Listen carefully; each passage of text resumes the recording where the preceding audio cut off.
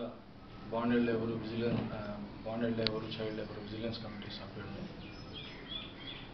వెంకటాచలం మండలం నాగంబట్ల వారి కమిటీకి చెందినటువంటి గిరిజన యానాదులు 4 కుటుంబాల వారిని చౌటపాలెనికి చెందిన అదే మండలం చౌటపాలెనికి చెందినటువంటి ఒక ఇటుకబట్టి యజమాని వాళ్లకు 20,000 రూపాయలు కుటుంబానికి అప్పుగా ఇచ్చి వాళ్ళని తీసుకెళ్లి రాత్రింపగలు పని చేయించుకుంటూ వాళ్ళని చిత్రహింసలు గురి చేస్తూ కులం పేరుతో దూషిస్తూ అనేక రకాలుగా వాళ్ళని ఇబ్బంది పెట్టారని చెప్పి అక్కడి నుంచి పారిపోయినటువంటి 4 కుటుంబాలు పారిపోయి అల్లూరు మండలంలో వాళ్ళ బంధువులు ఉంటే అక్కడికి చేరడం జరిగింది.